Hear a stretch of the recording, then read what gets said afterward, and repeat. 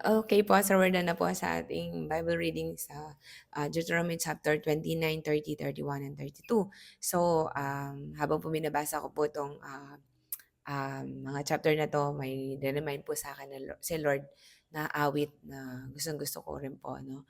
And this is the song po. I'm gonna sing a little lyrics po.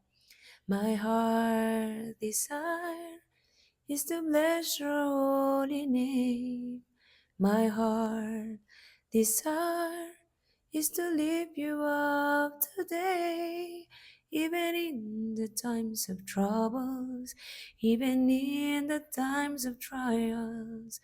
My heart desire is to bless your holy name, even in the times of troubles, even in the times of trials.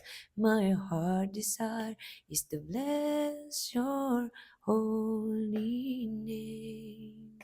So, sa chapter 30 po, yung pinaka-highlight ko is bakit po yung desire natin dapat ganito talaga because His desire for us is to be blessed and to prosper. Wala po siyang ibang ninais kundi tayo ay mabless at pagpalain sa lahat ng pagkakataon. And He wants us to prosper in all things. So, ang nais lang po niya ay tuparin at sundin ng kanyang mga utos ng buong puso at ng buong kaluluwa. So, that's my highlight po. Babasahin niyo po yung Deuteronomy 30. I literally cried, no? Sabi ko, Lord, grabe ka. Grabe yung heart mo. And kailangan lang po natin talagang paalalahanin ang ating mga sarili. And He chose us up to this time by His grace. Amen po? So that's my highlight po and I hope na bless po tayo. And let's continue to desire the Word of God and continue to ask the Holy Spirit to give us the understanding. God bless po.